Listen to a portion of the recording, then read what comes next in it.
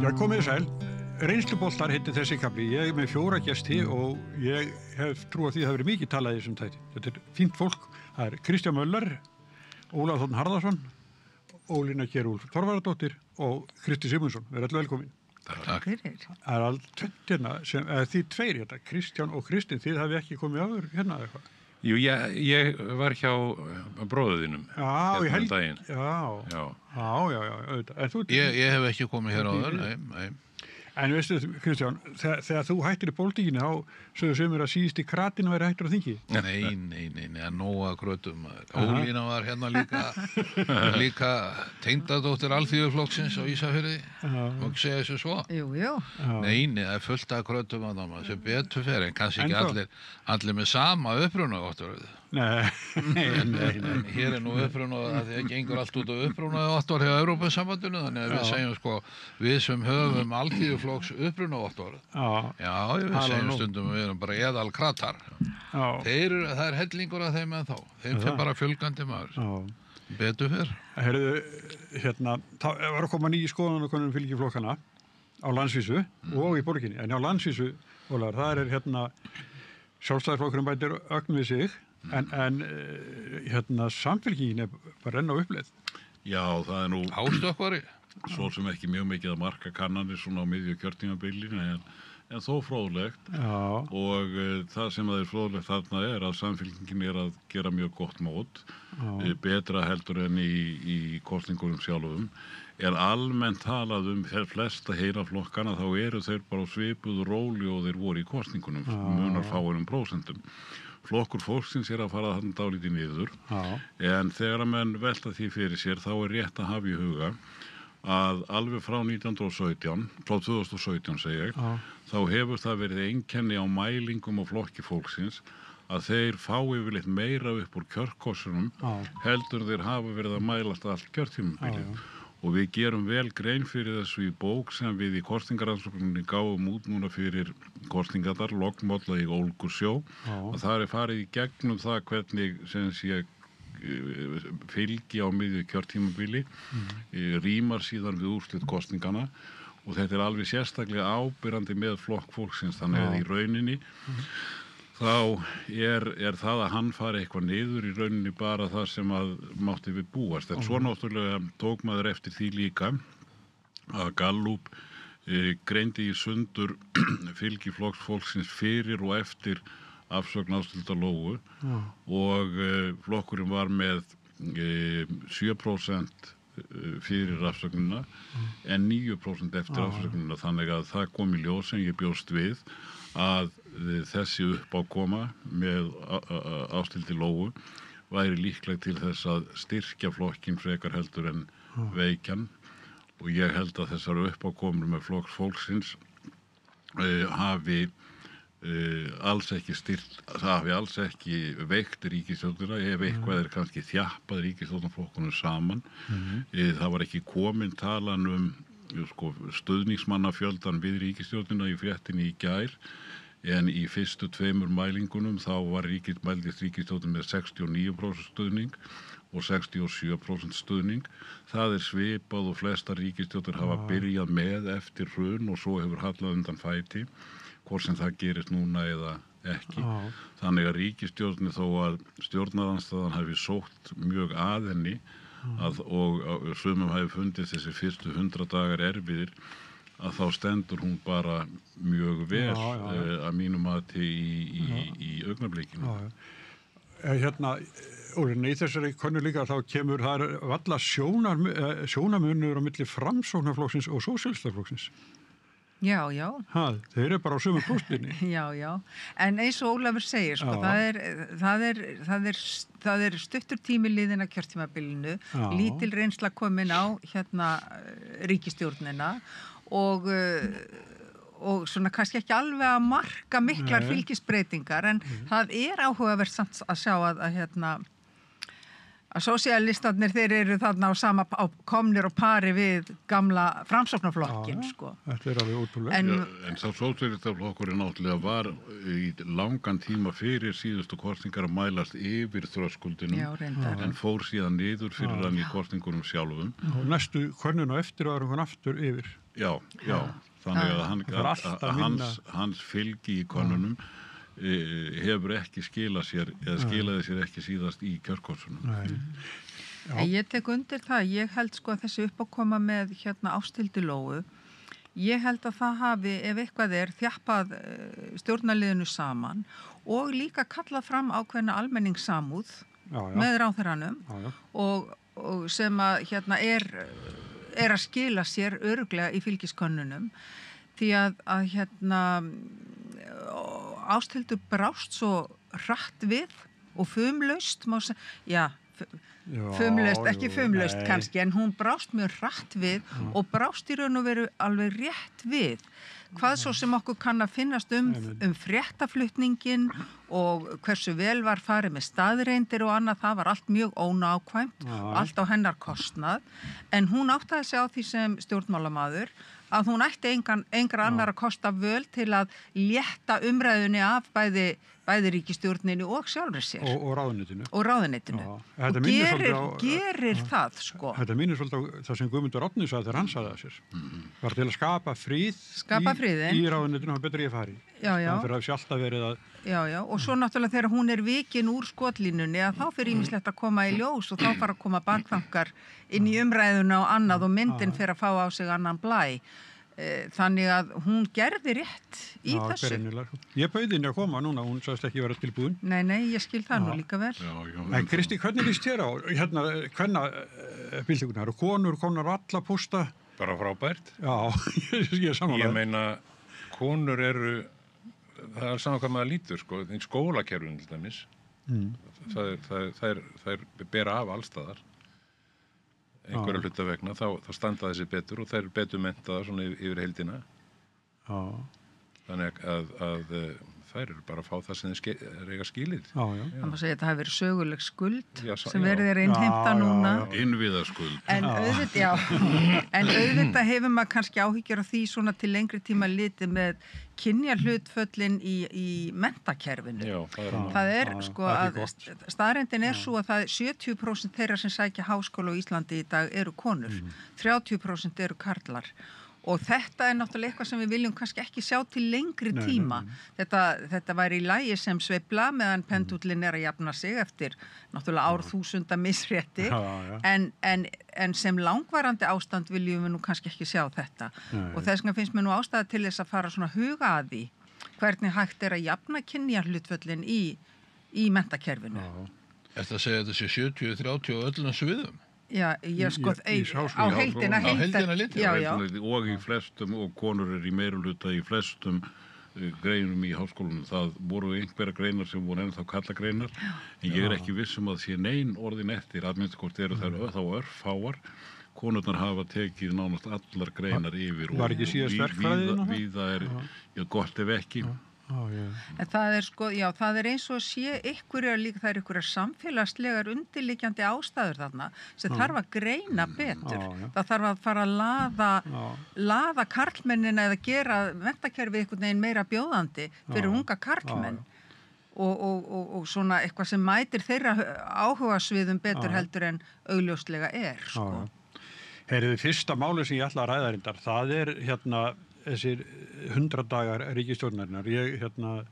Það sem mér þykir, búin að fylgjast lengi með þessu, mér finnst svona ásýndin svona mýkri og betri og svona, mér finnst það. Ásýnd ríkisstjórnarinnar alveg allt önnur heldur en hefur verið og mér finnst mjög vænt það. Já, þetta alveg rétt. Þetta auðvitað það sem við vissum. Þær eru allar góðar, allar þrjár, forystu með ríkisstjórnarflokkana. Og systir þín líka. Takk fyrir það. Kristrún náttúrulega sem forsætisráðherra við sem þekkjum hana og höfum við starfað með henni frá því við vorum svo heppin að hún kom til okkur og var tilbúin að taka sér flokkinn. Hún náttúrulega ber af, ekki bara, hún ber bara af á stjórnmálamönnum sem á ferðinni í dag og maður fer langt aftur í tímann. Og maður heyrir það bara og sér á samfélagsmiðlum, hún nýtur mjög mikils traust.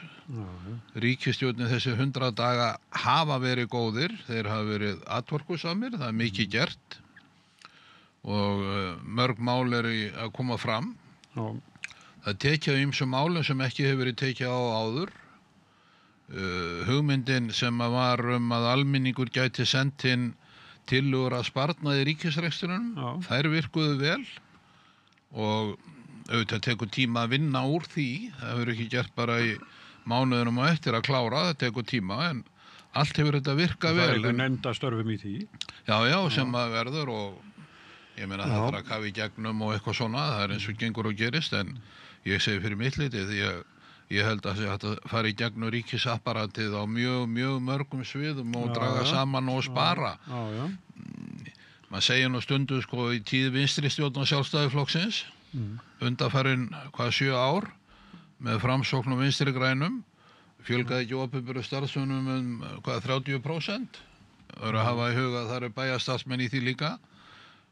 Kerfið hefur þanist út miklu meira heldur en kannski tekjuflæði til ríkisins.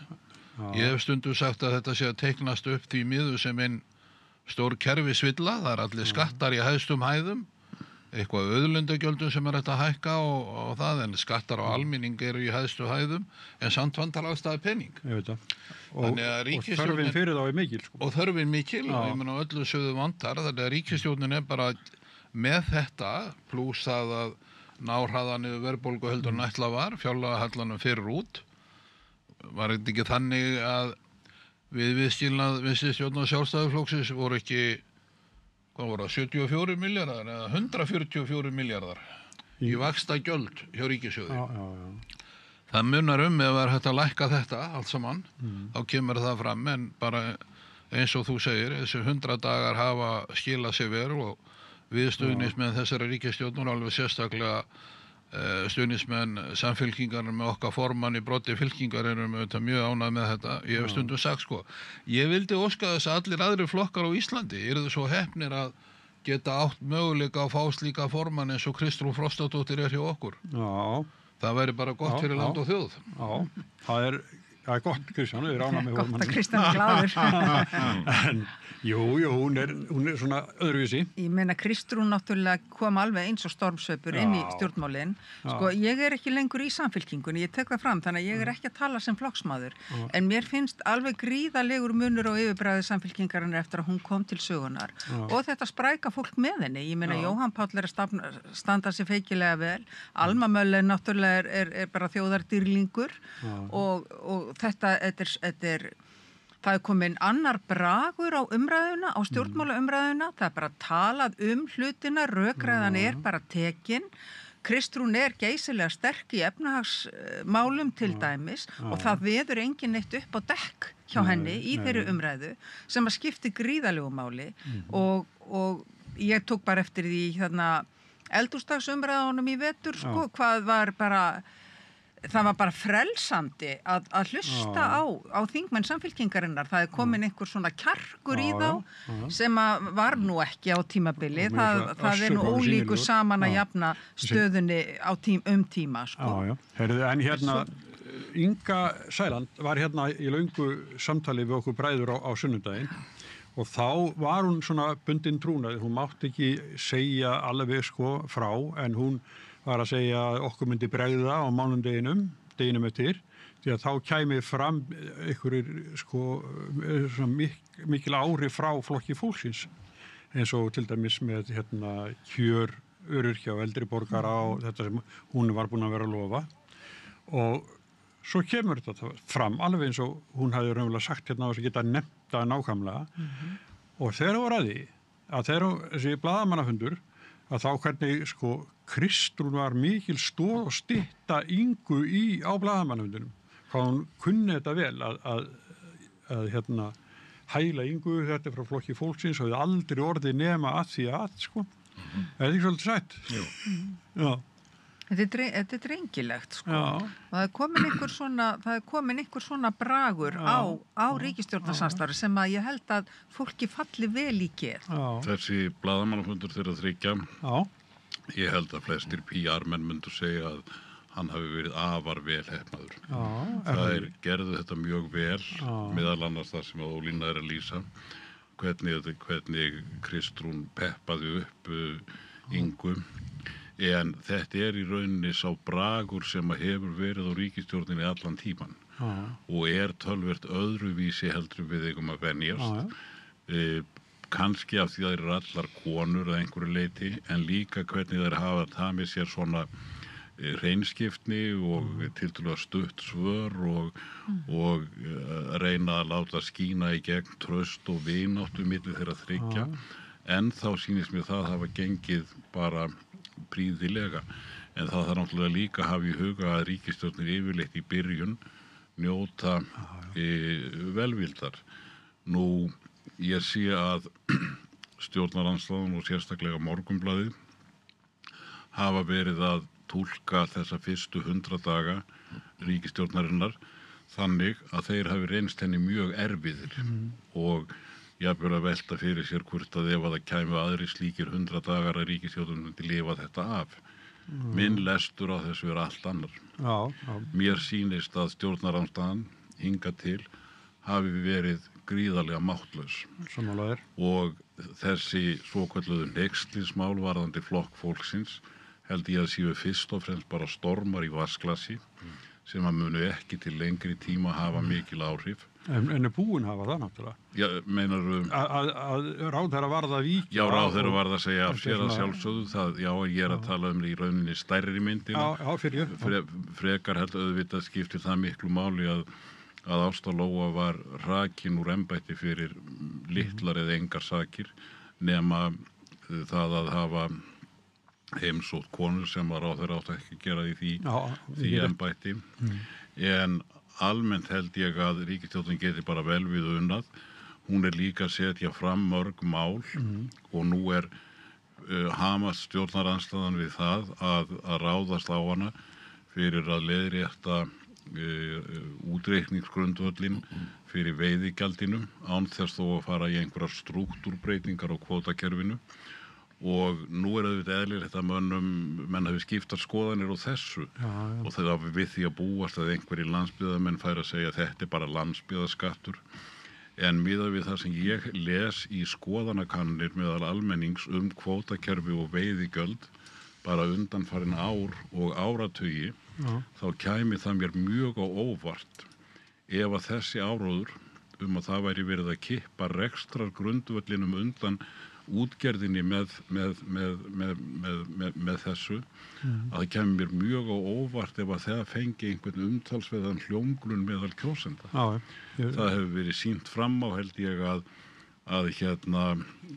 hagnaður í útgerðinni hefur verið einhver 24% á sama tíma og almenni hagnaðurinn einhvers staðar í kringum 10%. Og ég held að Íslendingar trúi því bara ekki að stórútgerðirnar sérstaklega lepi dauðan úr skel. Hins vegar það kannski flóknara hvernig á að taka á minni útgerðum og eitthvað þess áttar og vel má vera að það þurfi eitthvað að huga því meðferðinni í þinginu en ég held að þetta sé ekki mál sem að muni skora mikið fyrir stjórnarandstöðuna og síðan vekur það sérstaka athygli minni líka með stjórnarandstöðuna að á þeim alvarlegu tímum sem við lifum núna á að þá minnir málflutningur stjórnarandstöðunar í þinginu á svona krakkafundi morfís. Það að segja menn hlaupa upp í þinginu, eru með aulabrandara, eru með svona skítkast á stjórnina. Þetta að vísa ekkert nýtt. Þetta hefur alltaf verið en mér hefur alltaf fundist þetta ósiður og ég tek líka sérstaklega eftir því að núna þegar að veröldin váleg og við búum við skelfilega stjórn í Bandaríkjunum, heimskerfið í heimsmálunum sem Bandaríkjamenn koma á upp úr stríðinu riða til falls, eða kannski ekki alveg til falls en það eru miklu brestir. Bandaríska stjórnkerfið sem ég kenndi í áratugi og taldi að það yrði aldrei háski á því að lýðræði liði undir lok í Bandaríkjunum og að mannréttindi væru þar hundsuð, að nú eru menn sem að vita á með raunverulegar áhyggjur af þróun í þá átt í Bandaríkjunum. Og þetta auðvitað ný staða og ég hef tekið eftir því að Íslendingar hafa mínu mati brugðist mjög skynsamlega við þessum breyttu tímum. Menn átta sig á því að auðvitað nauðsynlegt að reyna að halda í varnarsamningi við Bandaríkin, en hann bara ekki jafn sjálfgefinn og hann var. Það augljóslega nauðsynlegt að Ísland halli sér meira að Evrópuþjóðunum sem eru núna í forsvari fyrir frelsi, lýðræði og mannréttindi í heiminum. Bandaríkin eru það ekki lengur. Og hér á Íslandi hef ég sérstaklega tekið eftir 3 konum sem að hafa mínu mati talað af meiri yfirvegun og skynsemi þessi mál heldur en aðrir. Það forsætisráðherrann Kristrún Frostadóttir, utanríkisráðherrann Þorgerður Katrín Gunnarsdóttir og fyrrverandi utanríkisráðherra, sjálfstæðismaðurinn Þórdís Kolbrún Reykfjörð Gylfadóttir, sem að hefur, og sérstaklega hún Þórdís, þar sem hún hefur til málanna að leggja á þessum tímum af allt öðru tagi heldur en það sem að stjórnarandstaðan í þinginu í sínum morfístælum leggur til. En Þórdís náttúrulega að mínum mati einn merkasti stjórnmálamaður samtímans, þó að Sjálfstæðisflokkurinn hefði ekki getað notað hana sem formann á nýlegu landsfundi. Getur þá skýring á því, af hverju það var? Ég held að það hljóta að vera bara vegna þess að hún hefur metið að þannig að hún ætti ekki möguleika á kjöri, að það sé nægilegt.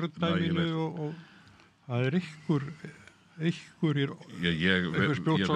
ég veit þetta auðvitað ekki, en ég held að það sé stór hópur sem við getum flokkað svona hægra megin í Sjálfstæðisflokknum sem að vill bara ekki Þórdísi Kolbrúnu, telur hana of nálægt miðjunni og mörgum þeirra líkaði mjög illa hvernig hún brást við varðandi sendiráðið í Moskvu og þeim hefur heldur ekki líka hvað hún hefur gekk hart fram í að láta Ísland styðja Úkraínu í innrásarstríði Rússa gegn þeim. En auðvitað veit þetta enginn nákvæmlega. En við verðum að taka fram að við vorum að tala í Bandaríkjunum að þátturinn þessi tekin upp áður en við sjáum tollana sem að Trump allar að leggja á. Við vitum ekki en það eitt sem að ég vil nefna sem eru gleðifréttir frá Bandaríkjunum sem ég sá áðan. Það að segja að það var verið að kjósa hæstaréttardómara í Wisconsin. Þar kjósaðir hæstaréttardómara og Elon Musk, brúnstakkurinn Elon Musk, setti gríðarlega fjármuni í það að reyna að koma í veg fyrir að frjálslyndi frambjóðandinn Susan Crawford næði kjöri, en almenningur í Wisconsin reis upp. Það var hannað slagorðið fólkið gegn Elon Musk og Susan Crawford vann 55%, 45% og það kæmi mér ekki á óvart að við myndum sjá í framhaldinu meiri sem sé svona vakningu meðal heiðarlegra og frjálslyndra Bandaríkjamanna að nú sé allt og langt gengið og það þurfi raunverulega að mæta á kjörstað og mæta þessum skelfingum sem að Trump að leiða yfir bandarísku þjóðuna. Ég ætla að spá því að Trump búinn að losa sig við Tesla, Elon Musk innan 6 mánaða. Þá hann búinn að gera allt vitlaust og pressa verður svo mikið að þeir henda honum á haugana og farið hefur þá fyrir betra. Ég upplifi mig skyndilega í mjög mikilli óvissu út af þessum áhrifum Trump sem ég hafði nú ekki séð fyrir þegar ég fekk tilkynningu Fulbright-styrk núna undir lok síðasta árs. Ég með fyrirhugaða rannsóknardvöl við Berkeley-háskóla næsta haust.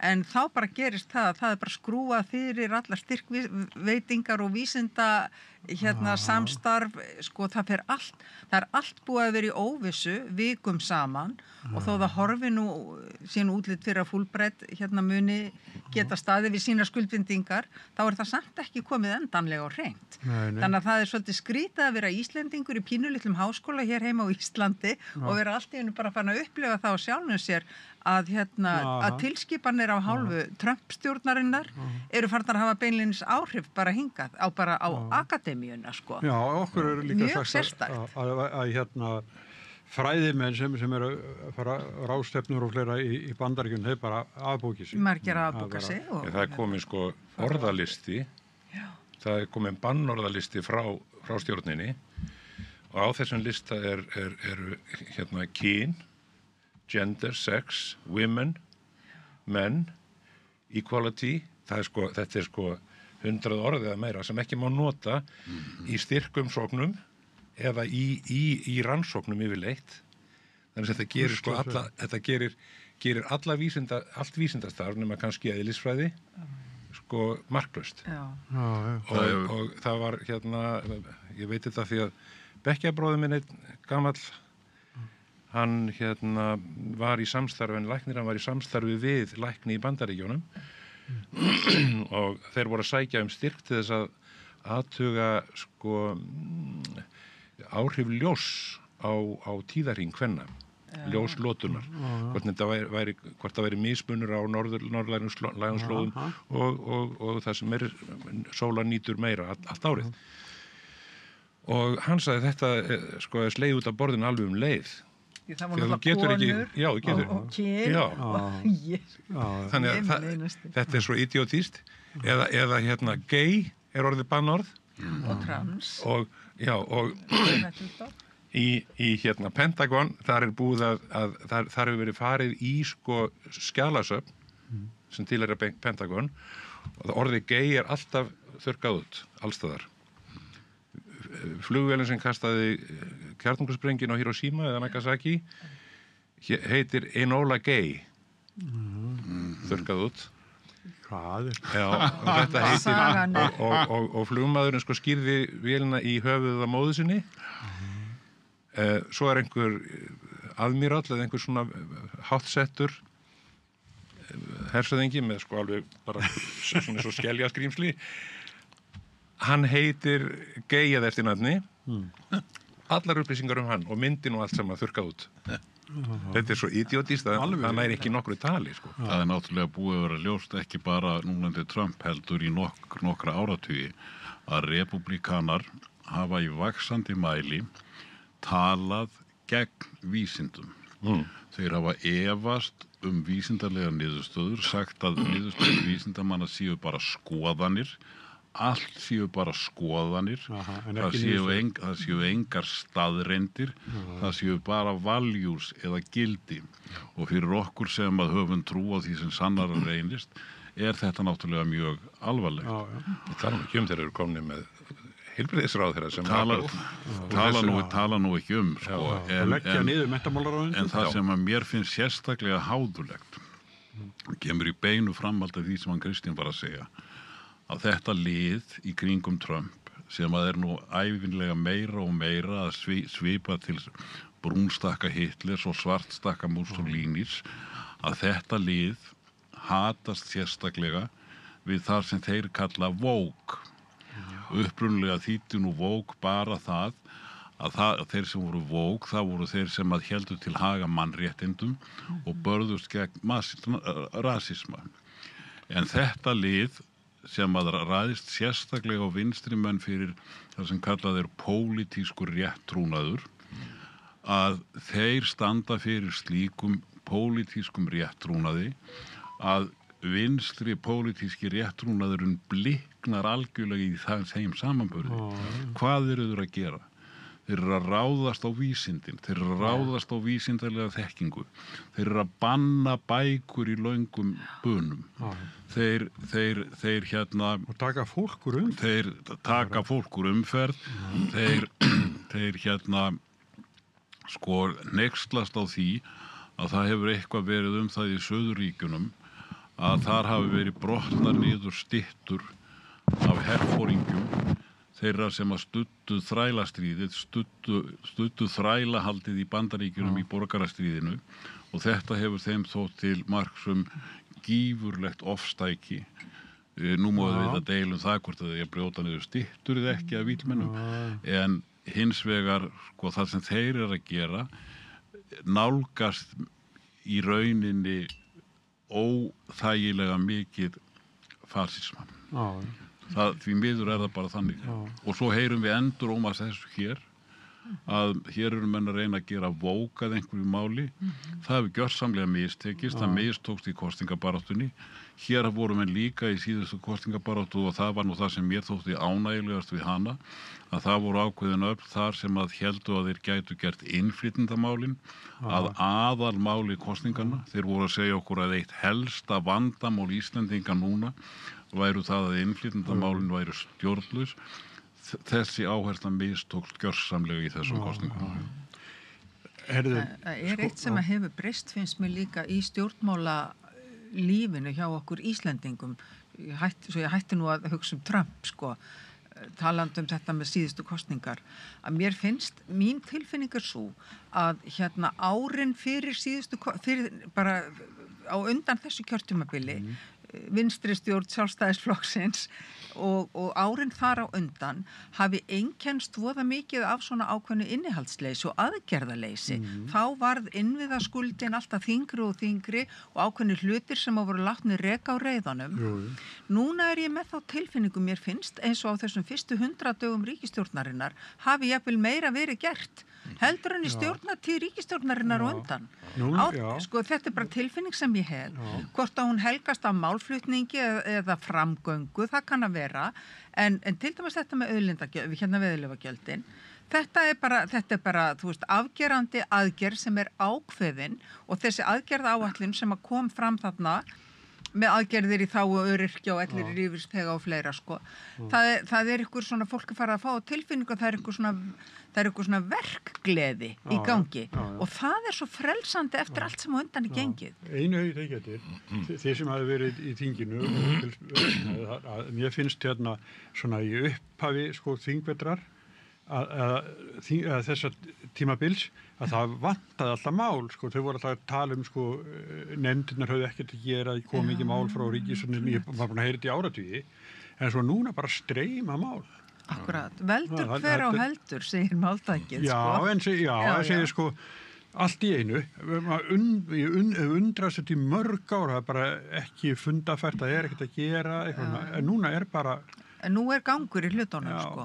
Já, og meira sé að skammast yfir því að það sé ekki búið að undirbúa veiðigjaldafrumvarpið nægilega vel. Það hefði eftir að geyma það í nokkra mánuði að koma því fram. Nú mun náttúrulega hefjast mikið áróður stríð eins og gerðist þegar Jóhannustjórnin setti veiðigjöldin á. Það mun hefjast mikið áróður stríð og það verður mikið talað að það sé verið að leggja niður landvinnsluna og svo framvegis. En hafi nú nokkur, sko, haft áhrif til hins verra varðandi landvinnsluna í þessu landi, þá er það náttúrulega stórútgerðin. Því að það er náttúrulega hennar vegna og vegna kvótakerfisins sem að sjávarútvegsplássin flosnuðu upp hringinn í kringum landið. En það er bara önnur umræða, sko.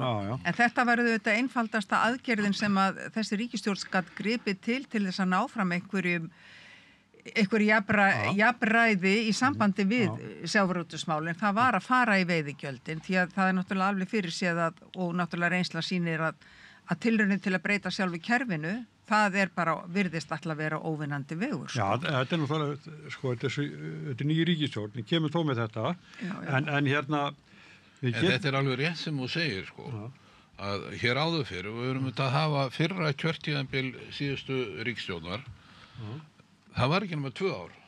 Svo tók COVID yfir, embættismenn og COVID. Þannig að þau sátu bara í sínu stólum. Það var ekkert að gerast. Seinna kjörtímabilið var eins og það var og besta lýsingin á því er náttúrulega það sem að Svandís Svavarsdóttir var að segja í Sprengisandi síðustu helgi að þau áttu að hætta í þeirri ríkisstjórn og sprengja hana í ársbyrjun 2023. Við erum bara að verða þessi áskynju betur og betur og fá staðfestingar á því á þessum lélugu mánuðum og árum sem síðasta vinstri stjórn Sjálfstæðisflokksins satt. Það sem lítið gerðist og besta lýsingin er auðvitað á þessu. Plús það náttúrulega bara að þegar Bjarni gefst upp og sprengir hana og efni til kosninga, þá eru niðurstaðan á stjórnarflokkunum eins og hún er, sem er reyndar að verða bara lenska út allan heim, sitjandi ríkisstjórn er bara refsað og nýkosin í staðinn, sáu við bara Grænland og fleiri lönd.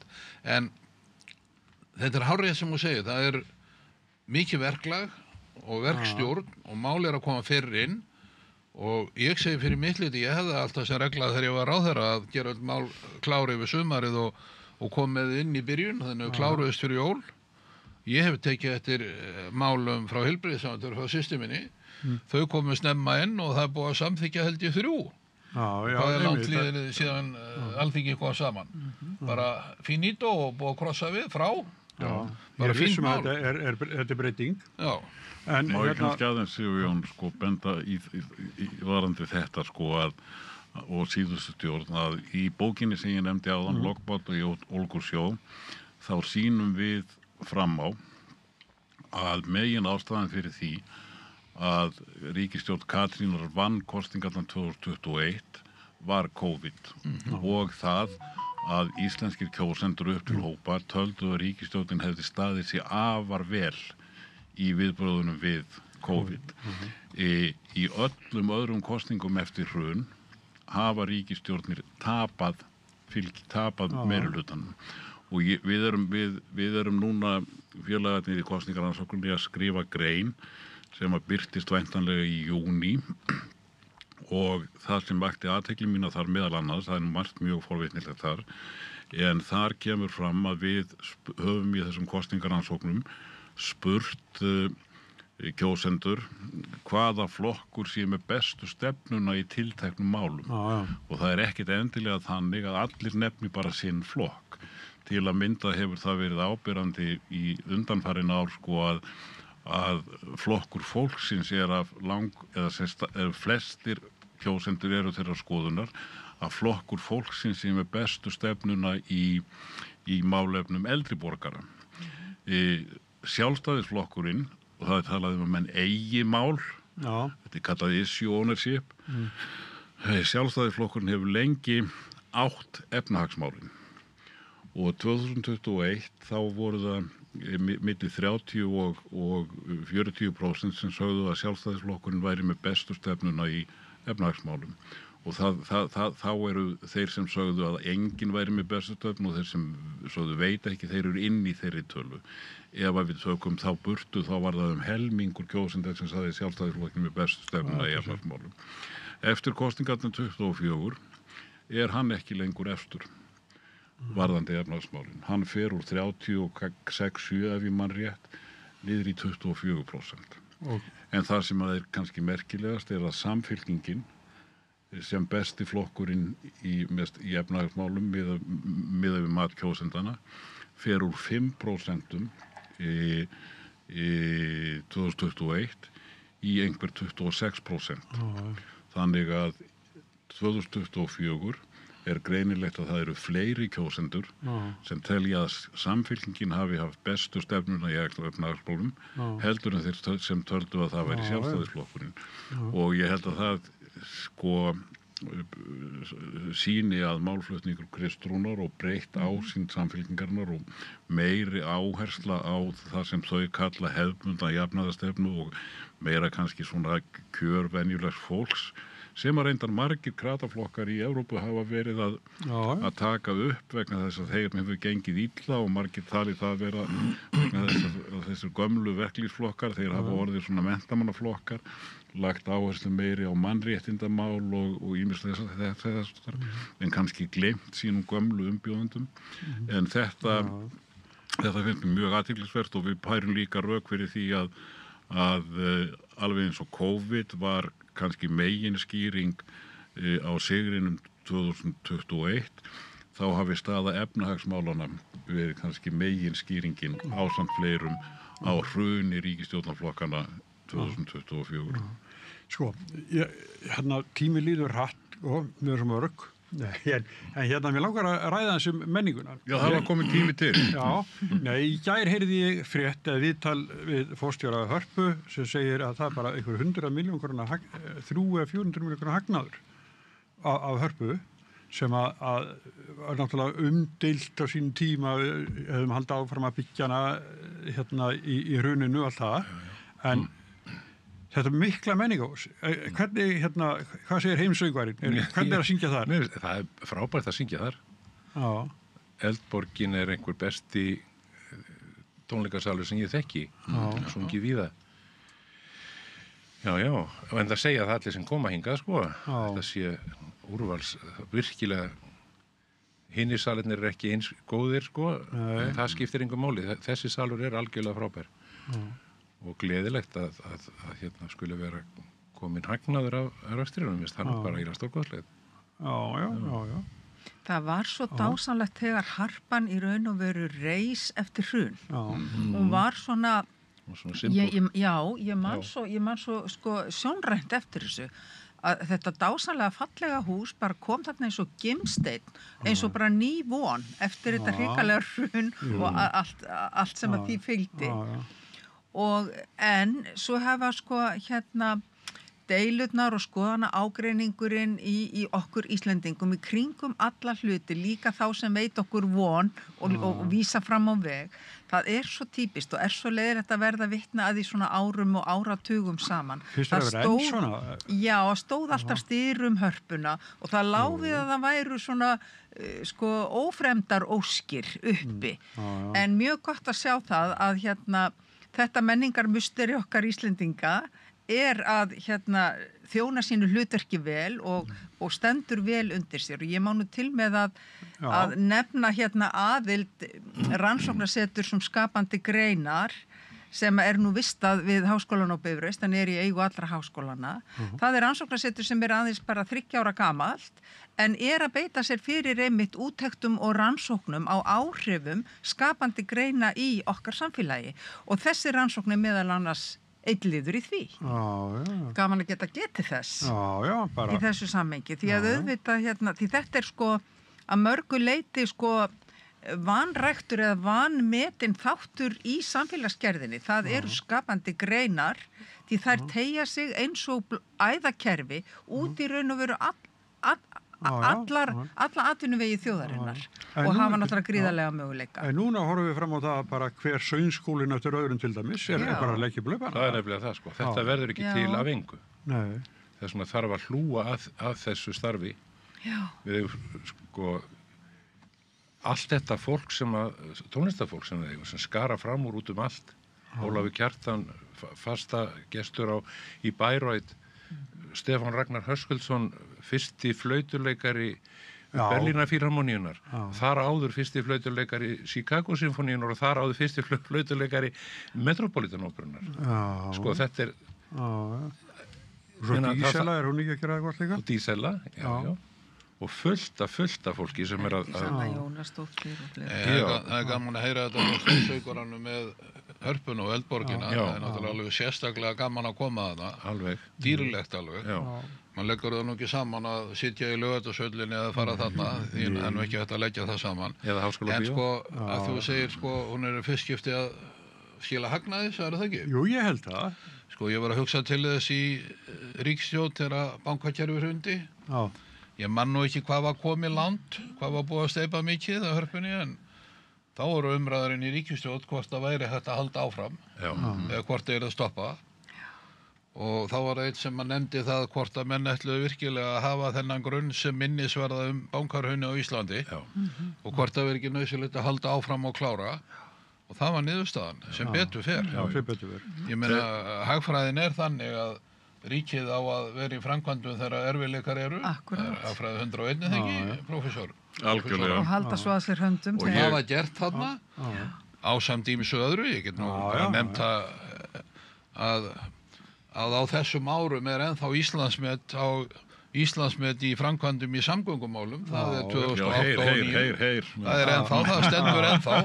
Þrátt fyrir COVID-tíma það sem þurfti ekki að slá upphæðir í Seðlabankanum að einhverjum háum upphæðum milljörðum eða milljarðahundruðum í skuldabréf og íta svo á print á þeim tíma.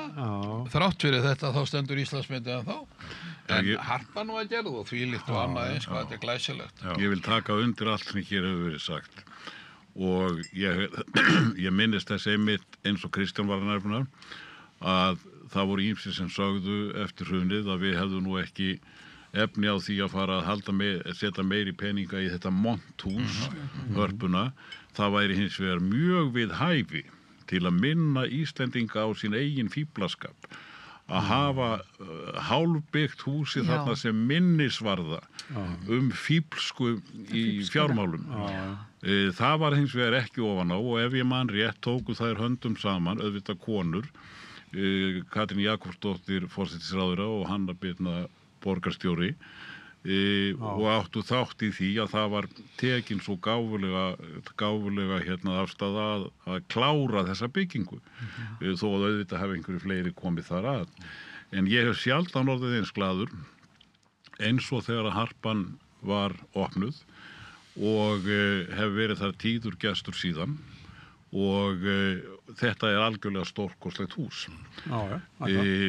Það er líka sérstaklega eftir þetta verk sem að hann Kristinn var að nefna þó að við eigum nú kannski að hafa hóf á sjálfshólinu en það er með ólíkindum hvað Íslendingar eiga mikið af listamönnum í fremstu röð sem eru algjörlega á heimsvísu í mörgum greinum lista en ekki síst í tónlistinni og menn þurfa auðvitað að hlúa vel að tónlistaskólanum.